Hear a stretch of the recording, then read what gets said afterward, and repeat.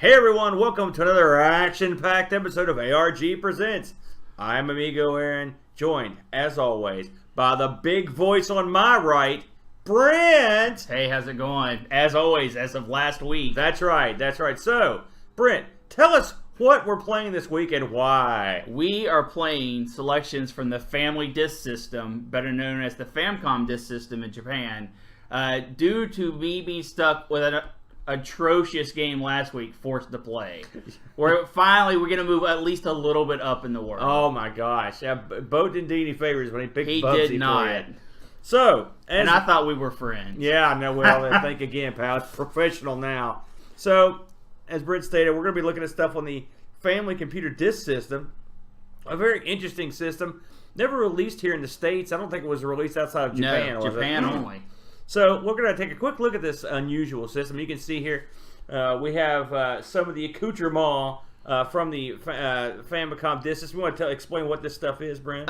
It's an actual disc from the system. We don't have a Famicom Disk System with us. So, but I do have a game that John actually gave to me many years ago as a Christmas gift. It was actually something I requested because something I didn't have. Own a little bit of history. It's kind of nice. Great. So in the game, what was it, Zelda? It is a copy of Zelda, yes. Great, cool. So let's talk about this unusual system. This was released in Japan alone, February 21st, 1986. This was a floppy disk unit for the Famicom, right? That's it was correct. An external disk unit that plugged in through an I/O port. Excuse me, and it allowed the Famicom to have a floppy disk drive. Yes. If you're following at home on video, you can see that the floppy disk here is a little smaller than a 3.5-inch disk, and it has no protective metal dust shield cover. for the for the thing. So I'm guessing these things had a high turnover rate. This thing not only did it have add the ability to have a floppy disk, it also had a little RAM expansion that came with it. Included an FM synthesis chip that allowed for more realistic sound. Yes. They sold 4.5 million units of this in Japan, which is a lot. It's tremendous. Yes. Of units over there, and this was announced for the U.S., but it just never came out. What do you think that it was? Well, the Super Nintendo was looming. They had put a lot of eggs in that basket. The Famicom system, this system, they had a lot of high hopes for being able to take your disc, which was cheaper to manufacture than cartridges, but more expensive than CDs. So the plan was to be able to take these discs to kiosks throughout Japan, put them in, erase your old game, put a new game on, kind of keep it fresh. Some of those did get deployed. I don't think it was very widely used, if at all.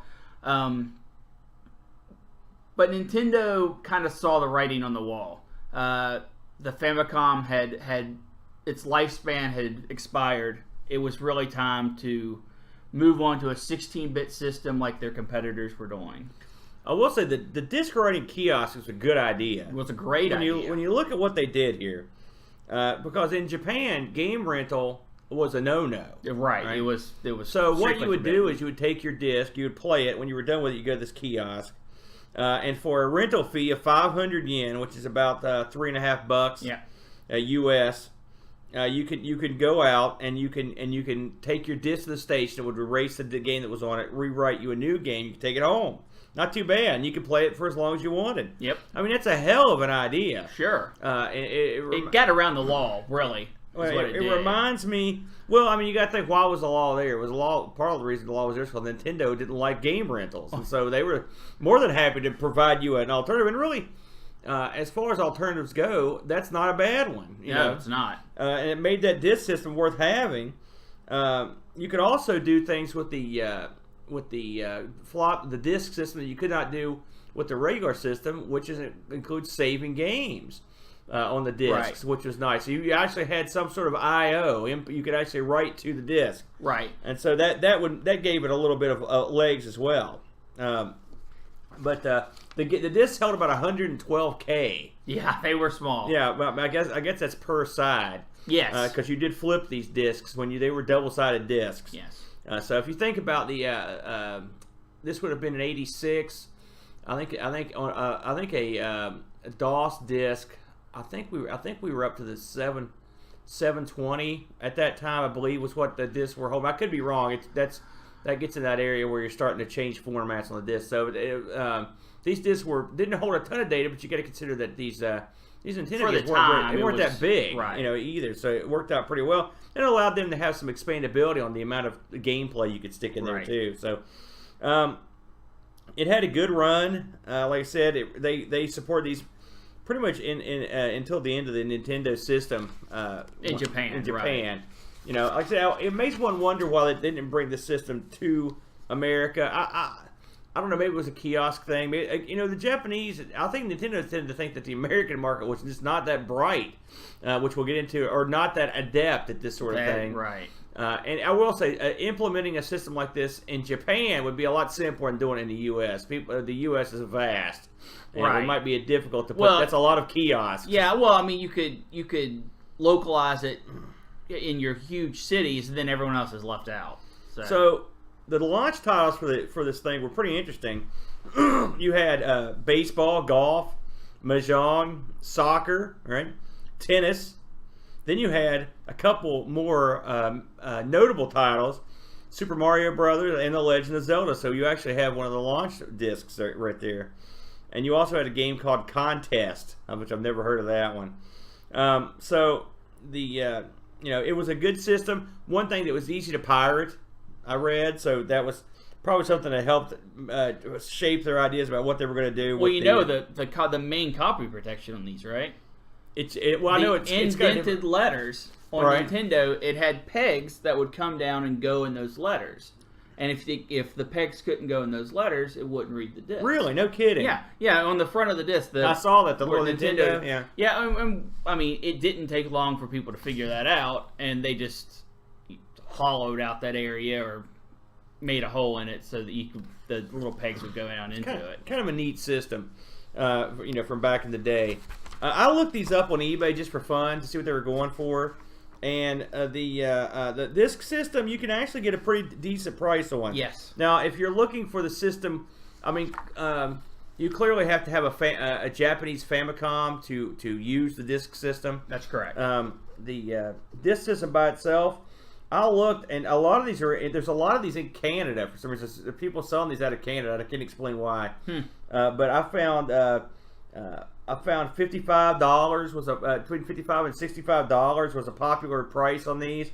You can get a boxed one. A boxed one recently sold out of Canada. I mean, complete in box for $92, which is that's pretty cheap. And then I saw a complete one with a bunch of games for $100. So if you're interested in taking that leap, I was at a gaming convention a couple years ago, and this guy was selling stacks of Famicoms. I've mentioned this before. Famicoms, if you're not familiar with the Japanese version of the NES, is a sort of red and cream colored unit. It's a bit weird looking. I mean, it's odd looking. But then again, the NES, the American version, is weird looking too. Well, it was also a top loader. Yeah. But this guy was selling these. He was blowing them out for I think it was like $25. Oh. And I remember thinking, man, I remember not buying one. I was like, what would I do with this? I've already got an NES, which is true. But it would have been a nice novelty. And now that I know about this, the tape system, I know more about it. I mean, I had heard of it. I'd never seen one, but it would have been kind of neat to collect those. Although I'm guessing those floppy disks are dying at an alarming pace. You're probably right, but they're probably pretty easy to re-ROM as well. And I know you said tape system and you meant disc system. Yeah, disc system. Did you know they also had a tape system? Really? Yeah. In the Famicom, you could plug a keyboard into it, yeah. And into that keyboard, you could plug in a cassette player, yeah, to save games. Crazy. I'm serious. Yeah, save courses on Excitebike. That's wacky. Yeah. And I will say now, while we're on the system, before we get to our main games, your familiarity is a little broader than mine. I looked over some of the more popular titles on this thing to see what they were going for. And speaking of Excitebike, I noticed that this is an Excitebike that came out that lets you I think it was called Versus Excite Bike. It also had like a level area where you could save the levels and stuff. Yes. I mean, it was pretty. It was a very expanded version, but they had a lot of mainstream Nintendo games started out their lives on the Famicom, right? I mean, migrated over at some point with additional content. Nintendo said, "We're gonna this is it. We're gonna make games exclusively for this, to get people to buy into it," and they did for quite a while. And then when they saw that, it wasn't going to make the transition, it wasn't going to stand the test of time, they started going back on that, reneging a bit, and putting them on cartridges. So, like, Zelda's a perfect example, and they knew, with Zelda, for example, they knew you had to be able to save your game. For the disc, it was no problem. For the cartridge, they had to add in a battery backup. So, it was an interesting time for Nintendo. Yeah. Well, they're always... Nintendo's a company that either is ahead of the curve or way behind, and usually both at the same time. So that doesn't surprise me. So, with that in mind and that background set up, we chose a couple of different games to play on this system. I will lead the charge this week with my game, which is probably one of the most well-known or inadvertently well-known games that ever appeared on the Disk System, which is. I guess the full title of it is Yumi Kojo Doki Doki Panic. That's it. And translated into straight up English, it means Dream Factory, Heart Pounding Excitement. That's how I'm going to lead the show off next week. Welcome to the Heart Pounding Excitement of ARG Presents. Can I be Dream Factory? Yes, you can. Or is Dreamcatcher going to get a little angry at that? So, this game is a bizarre game, and we'll get into it in a moment. But it actually was used for another game. So basically, that's the history of this game. So I'm from henceforth I'm just gonna call this thing Doki Doki Panic. I'm not gonna go through the full shtick here. So this game is based on a cartoon, Japanese cartoon. And it is a game where it's a platformer, I guess would be the best way to describe this game. And why is it well known now? Why would you have played this? Because many of you probably have. Well, because this is the game that effectively became Super Mario Brothers 2 in America. So this probably requires a little bit of backstory. And some of this I didn't know. So flashback to the original Super Mario Brothers. Okay. Nintendo has a major hit on their hands. Of course, they used this game as a pack-in the U.S. and sold 1 million of them. Right. More than 1 million. And so it was time for the sequel. And so they came up with Super Mario 2. Okay? But before they even started working on Super Mario 2, the game that they had in Japan, they started working on what eventually became Doki Doki Panic. A lot of people don't realize that Nintendo originally started Doki Doki Panic as a Mario 2 game. It's often reported that this was a game that they used to send to America because they decided that their version of Super Mario 2 was too hard. Too difficult for the Americans, yep. But in actuality, Doki Doki Panic did not start its life out with the Doki Doki Panic property. It started its life out as the second Mario. And they developed this game with some of the similar staff from the original. And when they completed the game, or near completion, they decided this game was just not going to cut it as a sequel to Super Mario, which is sort of hilarious. And so they ended up basically making a deal to turn it into what eventually became Doki Doki Panic. All right, and they went ahead and worked on Super Mario 2, the Japanese Super Mario 2. Right. Okay. Now, have you played the Japanese Super Mario 2? Yes. And I believe it was included in the Super Nintendo Collection as the Lost Levels, right? Levels. So I've played it as well. Now, having played this, do you think it was super hard? I mean, it was. Were they? I guess what I ask is, do you think they were justified in not sending that over first instead of sending the Doki Doki Panic over? It was vastly more difficult than the original Super Mario Brothers.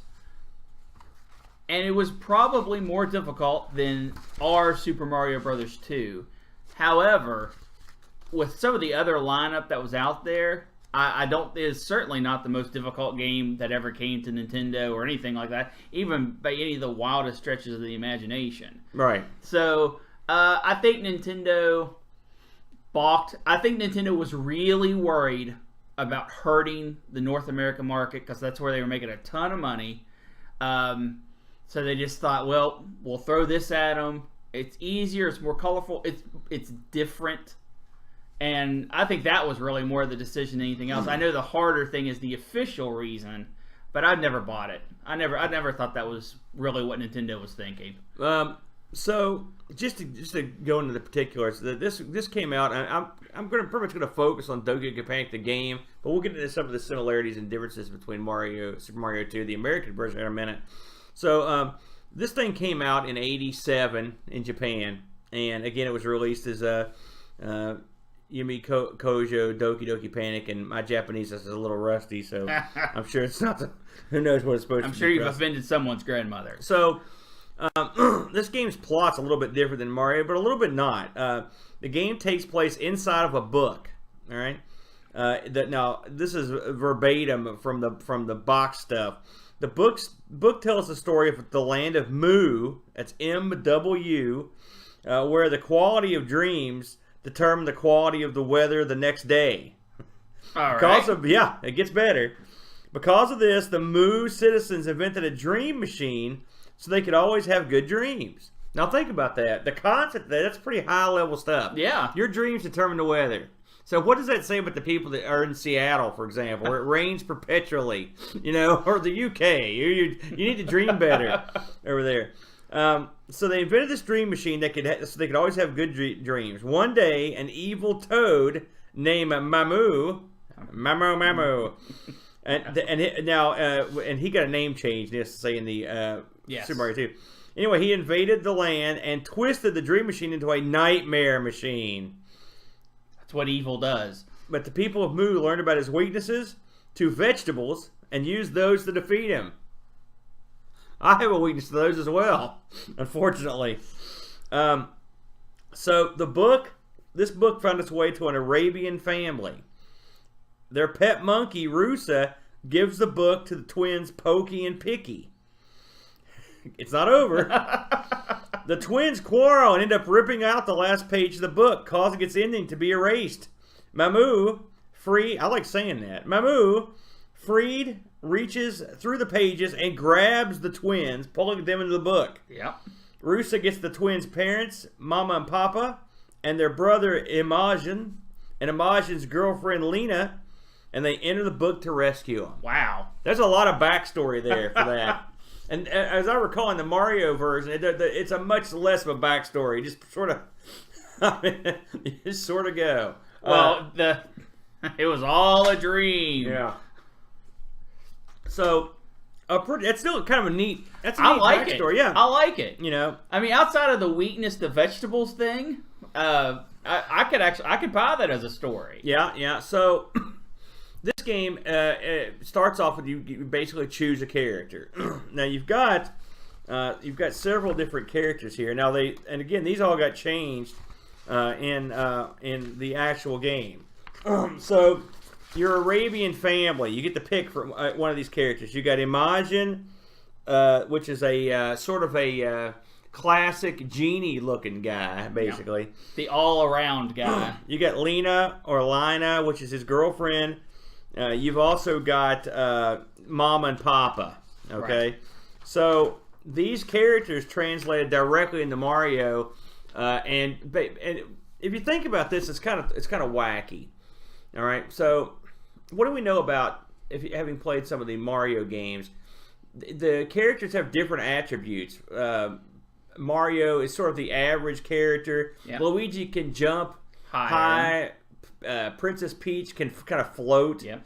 And Toad is strong. He pulls up items faster. So these characters were based directly on these on Iman, Mama, Papa, and Lena, and so effectively they used those characters to shape the Mario franchise going forward. Yes. Because those attributes still hold true. You know Crazy, what I'm saying? Well, it's wacky to think about, that other characters, gave these guys their thing. So, again, the Image and the genie was Mario, and Mama was changed to Luigi, and Lena was changed to Princess Toadstool, and Papa was Toad. And so those are the ones. That's how they translated them over. So when you start this game, you basically fall from this door, and you're basically falling into this storybook land. And once you start, and I'm sure a lot of people have already played Mario 2. The changes are largely cosmetic between the two games. Of course, the characters look different, and some of the enemies have changed. And I've got a big, huge. I'm not going to go through these, but there's a ton of little changes. The title screens are slightly different. They Mario-fied it. Right, and they really did very little. I mean, they changed a few game aspects, but I mean, it's not like they changed a ton. There is an area where you go into these like urns, and there are these masks that are hanging in the background.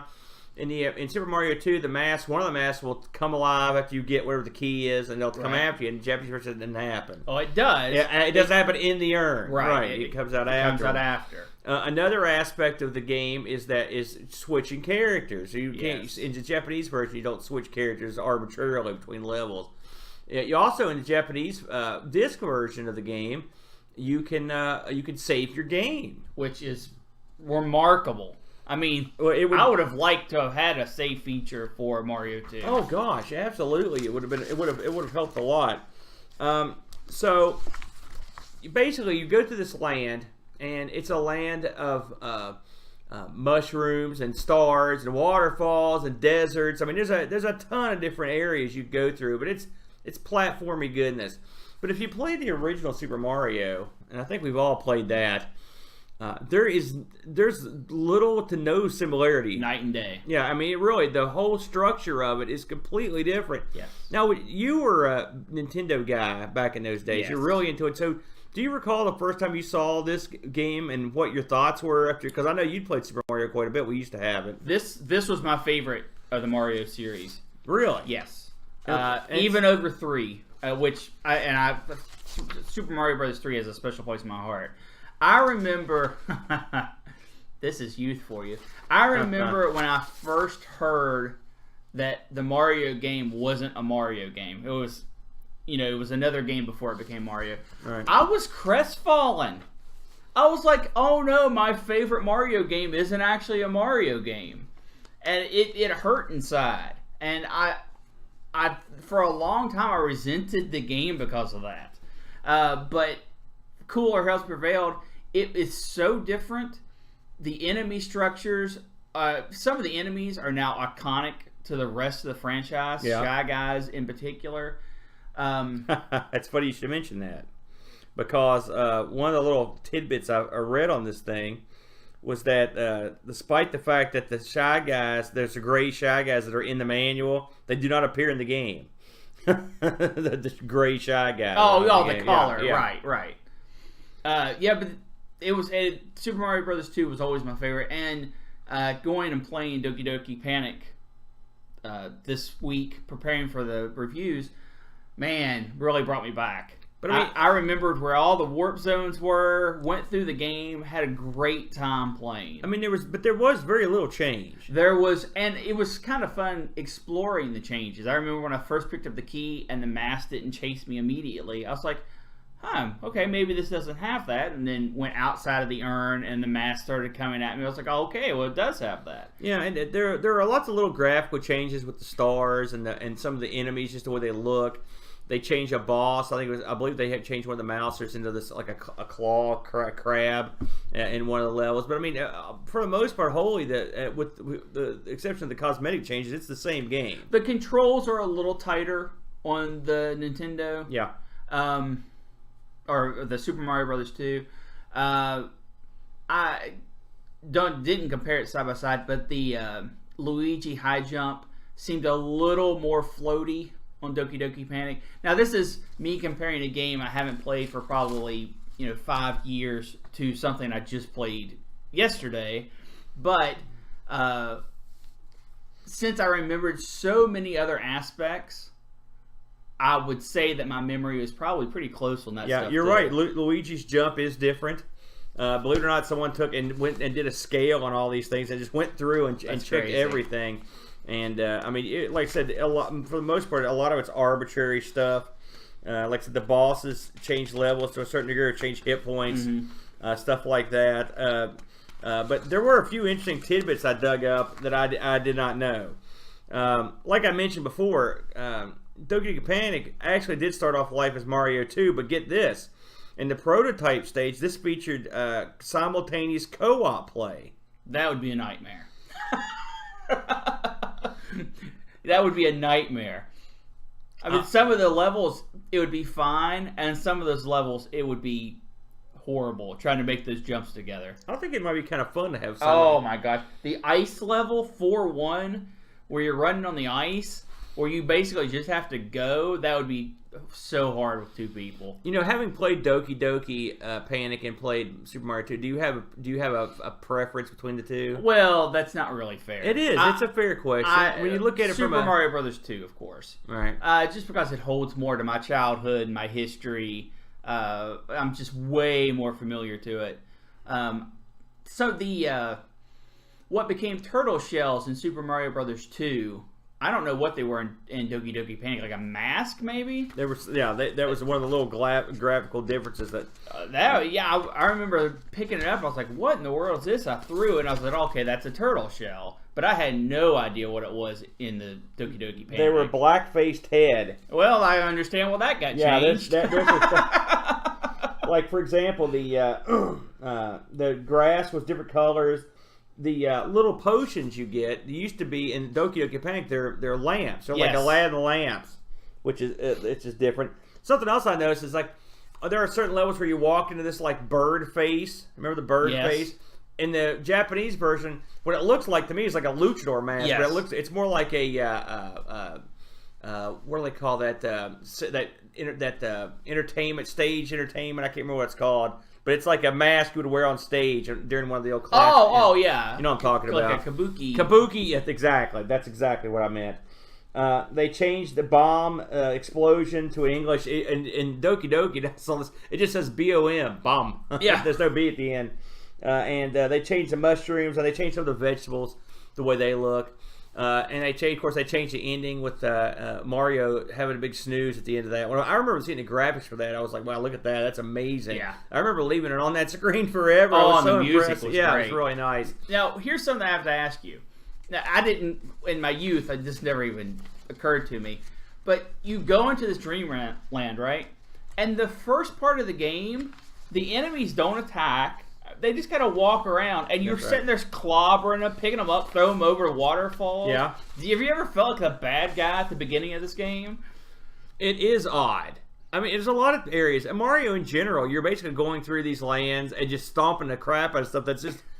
I mean, even in Mario 1, when you go up and attack the mushroom guys, the turtles, they're just kind of walking around. They're not coming right at you, generally. So, you're sort of aggressive. So you're not the first person to point that out. But, yeah, you're crazy. So, this game, of course, was well received in Japan. Again, it never got a release here, a proper release. Although it'll run on emulators, and I believe you could get a cartridge-based version of this game. I think it's been transferred over to some sort of card. I looked up some reviews. It's funny. It's weird to find Japanese reviews, but I mean, it's almost impossible. I don't know if they have a different structure on their review process or they don't do reviews. I never can find anything. I never can find Japanese reviews of things. So I tried that game. So what I ended up going with was just finding some American reviews of the game. And the funny thing is, and I'll get this minute, but the reviews for this end up being different than the reviews of Super Mario Bros. 2, which I thought was funny because effectively it's the same game. Nintendo Life gave it an 8 out of 10. GameFAQs gave it a 4.01 out of 5, which I like their thoroughness. They're adding the .01. Game ratings gives it 80%, so that's in the B or C area. And obscure video games give it a B. I looked up just to compare and contrast. I looked up Super Mario Bros. 2 scores, and it was almost always given like an A. So apparently, just to switch over to Mario characters was enough to bump it up, right? Yeah. I looked this up on eBay. bring your checkbook for some of the stuff. So if you want just the disc, you can get that for about $33 US. Not too bad. But if you want the complete box, it's going to be a little more expensive. I saw one go complete in box for $145. These are in Japan, right? And $36 and $66. So you're sort of all over the map, which is kind of crazy. If you wanted to pick this up, and then again, once you get this disc, there's no guarantees it's going to work. That's one of the problems with collecting a disc-based system. Those discs, I mean, as an Amiga guy, I know for a fact that those discs are gone. And I took good care of my discs over the years, but I mean, they just eventually lose magnetic media. They just lose their jack. But it was an interesting game.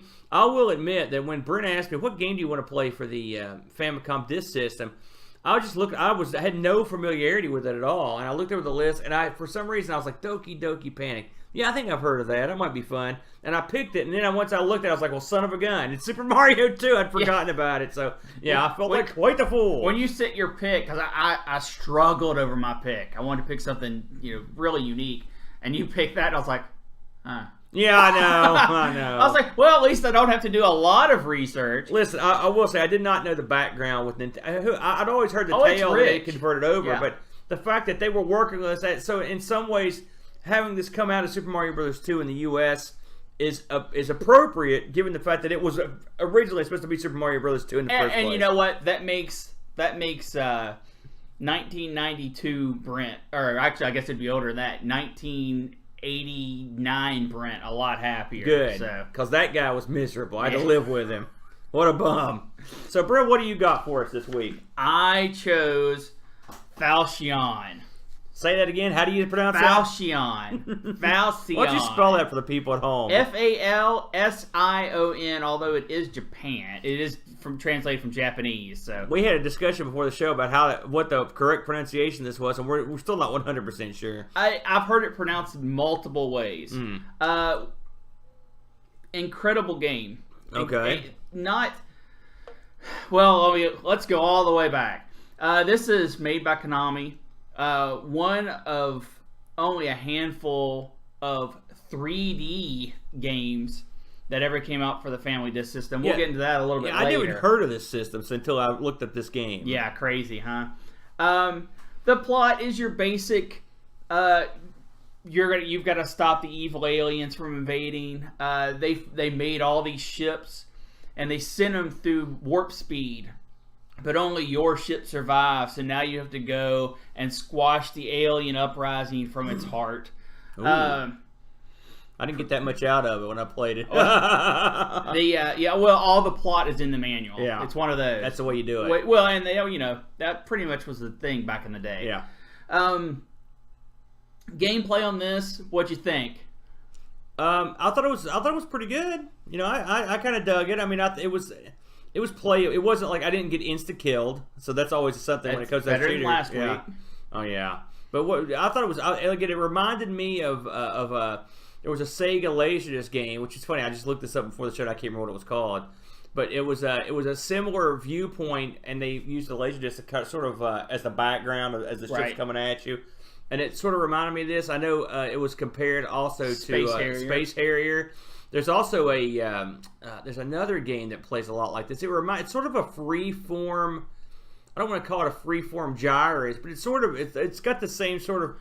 If you had a 3D version of Gyrus, I guess it'd be the same thing. If I just saw a screenshot of this, I was like, man, that looks like Gyrus. Of course, playing it, it's nothing. I thought it felt more like Space Harrier. Yeah. I enjoyed this game. I enjoyed the power ups, but man, that perspective in a non-3D plane was rough. Some of the ships felt like they were not in your plane of collision detection, but they were. Bullets I didn't feel scaled very well coming at you. We should probably build a picture of what exactly the view is on this. I mean, you're effectively behind a ship going down almost like a forward, right? It's a behind the ship third person perspective, but with a static camera where the ship moves around the screen and enemies come from the background to you and shots come from the background to you. So it's kind of like looking down into a well. Like almost like a it's not really comparable to most games. I wanted to say Gyrus or Tempest, but it's not really comparable to those it's two. Definitely a Space Harrier type of game. You know what? In some ways, and they're not graphically similar, but the problem was sort of similar. Was like a Zaxxon. The second stage of Zaxxon, where you have trouble determining what level other ships are on, and where their shots are coming. Occasionally, your ship would get in front of things that you needed to see. Right. You know, like shots, and the perspective was. I can see why it hasn't been used that much. Let's just put it that way. Well, and when you can't do true sprite scaling, and you're actually drawing each individual sprite the different times that it appears, that's tough. And because of that, games like this suffered. Now, I still played quite a bit of this. I skipped around, cheated to get farther into the game because I was not good at it.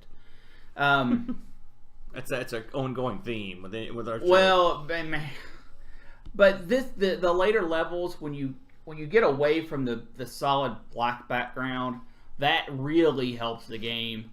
I was impressed that when you could make like landfall basically, and the graphics were really good. I was like, man, this is a pretty impressive title for the NES or Famicom. Same thing. I mean, you've got a lot of times you're in space, but there are times where you are like going over a planet or something, and it looks really good. It's really attractive. And really, you want that to be the bulk of the game. I thought it was. I like to change it. I like the fact that it changes up a little bit. And of course, the other big thing about this was missiles. Yeah, the missile. You gotta have those, the heat seekers, and they greatly changed the game because enemies are flying in and out of your screen so quickly and shooting so many shots, lining up with them perfectly to make a gunshot very difficult. But you can let those missiles fly, and the game gives you a fair amount of them, I felt. I think it's a little cruel that they take them away when you die, because that made it very difficult to continue. It made it difficult for Dummy here, I'll tell you that. The boss's missiles were, vastly important. Yeah. And not having them when you die was pretty much like, well, all right, I'm just going to start over. But I got a lot of enjoyment out of this. And then started doing my research. Yeah. And let me tell you something. What a weird path to go down. Oh yeah. So the Falsion, its selling point was it was a 3D game. And by 3D, I don't mean the red and blue glasses. Like we kind of got fake 3D over here in the States with like Rad Racer. This was shutter controlled. Can only be played on a CRT because of the refresh rate 3D, where the left side of the screen would show one picture and the right side of the screen would show another picture, and the shutter glasses that you wore synced with the game to block the image on your eye on one side and then would change to the other side, and that's how it replicated 3D. Of course, I didn't get a chance to try this in person. But I did a lot of research on people who had the system. They said the biggest complaint was it makes the screen dark. You can't play it on a modern TV. You have to have a CRT because of the refresh rate. Now, the refresh rate for CRTs are the same for North America and Japan. So you can import these glasses if you have a CRT and play them. And you have all the rest of the stuff. The 3D effects, most people judge them as pretty good. A lot of comparisons to the Virtual Boy. And a lot of people think Nintendo was the Virtual Boy was Nintendo's first step into 3D when it wasn't. It was these glasses. Yeah, I honestly, before I looked into this game, I'd never heard of a 3D system. Now I knew the Master System had 3D glasses, and I'm wondering if they're similar. Now I've got a Master System, but I don't have the glasses. But I've heard they're pretty good. I wonder how closely they resemble the Nintendo ones. I don't know. I've never done research on Same those. era. I know that now this is crazy, right? Yeah. One of the things you got to worry about when you're a console manufacturer and you're making something that someone has to have a special pair of glasses to see the screen, to see the 3D effect, is now you're stuck with one person viewing the action, and anyone else looking at the screen is going to get a headache. Right. Well, the box that these classes plug into allow you to plug in another pair. So you could have two people looking at the 3D at the same time. Really? Yeah, crazy, huh? I never thought... That's crazy. But yeah, the box could actually support two pairs of glasses, so two people could see the screen in 3D. That is neat. You could even have two-player games in 3D. They did not, but you could. That would be cool. But I'm sure that was the... Now, was there a lot of games released for this system? There was not. The full list of compatible games equals a grand total of 7. 7. Is there anything we've heard of on that list? No. There is a game called Highway Star. I'm a highway star. Remember that song? I do. Yeah. The Deep game Purple. became Rad Racer in the States. Oh, that explains that then, doesn't it? And that the 3D glasses, that's why they made it red and blue 3D. So, boy, a far cry from something that has proper glasses. Yeah. Well, they didn't even, when Rad Racer came out, the 3D aspect was never really put on the packaging. Yeah. It was almost a secret, quote unquote, feature. Right. That's crazy though. So that, I didn't like Rad Racer, by the way. Well, it is what it is. But that's wacky. So, but I'm assuming they'd planned on expanding through quite a few games and adding that second step. I'm sure they had two-player in mind. I would imagine so. Yes. Gosh, that's crazy. A lot of racing game. Well, not a lot. For 7, they had multiple racing games. The only game that Nintendo actually made for the 3D system was a racing game by the name of 3D Hot Rally. I guess the full name is Famicom Grand Prix 2 3D Hot Rally. It rolls right off the tongue. Which I've heard from many is the best game for the 3D system.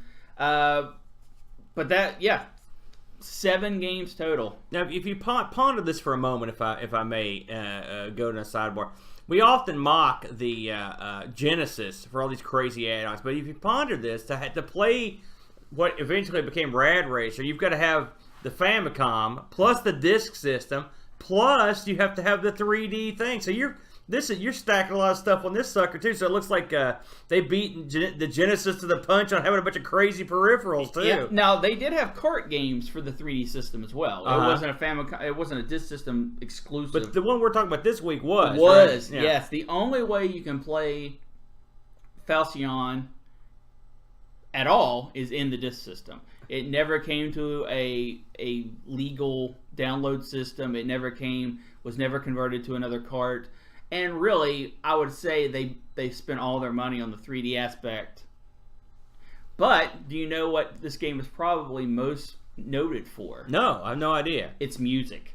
It did have interesting music, yeah. It is incredible music. They really took advantage of the Disk System. The FM synthesis. Yes. Yeah. And I was fortunate enough to stumble across a YouTube link that just had the music ripped out of the game. I listened to it for almost an hour, and there's only I think 12 tracks. The actual runtime is about 14-15 minutes. But I just put it on loop, man. I couldn't get enough. It is so high beat. It is so driving. It was incredible. One thing I learned just from looking over the Disk System is the music is often highly touted. Oh, yes. They really took advantage of that extra jack that they squeezed out some really good stuff. So that's kind of neat. This makes me want to get one of these things. That's sad. You can get full systems, the Famicom with the Disk System. Is that called like the twin Famicom or something like that? You can get the squash together, so those are a little more pricey. But you can get Famicoms with the Famicom Disk System. I think I saw them running about $180. Yeah. I'll just get my checkbook. Well, I'm just saying. I would love to own one. Holy cow. Beautiful. Heck, that's pretty crazy about that. I mean, I never would have guessed. Looked it up on eBay. This game's running pretty low for the Disk System games. Usually $25 for a loose disc. You can eke into the 40s if you had the whole package. So I guess not a popular game, and I can understand why. But certainly glad that I found this, was able to do a little research on it. It was a great deal of fun. I found it quite interesting, actually. So we've gotten through 2 interesting NES Famicom disc games, and so now you know what it's time for. It's time to spin the wheel and make the deal with the retro roulette. Oh boy! Just grab the big dog is back. Don't worry, everyone. You know, I avoided this fate of fates last week. I guess I'm stuck with it now. So Brent, being that this is your inaugural spin, I will let you do the honors. You can see we've added some new stuff here to the mix, and it should be good. Now, I will say, for the ease of reading the retro roulette, see this little plastic? This is what we're going to go with henceforth. Because we had a lot of people that had no idea what we were doing. So wherever this thing lands, that's the game we're picking next week of the system. And I do apologize. You turn down your volume now. This might hurt a bit. Yeah, here we go. Very good. I can't see what we've got, so you have to tell me. Oh, definitely the most painful on the wheel. What is it? Sega CD. The Sega CD. Now, I'm going to disagree with you there. I think the Sega CD is underrated. Boy. You know, it's funny. We were just talking about wacky peripherals. There you go. And one of the kings of wackiness is honed into view. So, you know what that means. We will be playing selections from the Sega CD or the Mega Drive CD for our folks over in our friends over in Europe. Any parting thoughts on the Sega CD? Never owned one. I have played some of the FMV games. We'll see what comes next week. So please join us next week for another exciting episode of ARG Presents. And until then, we will see you later.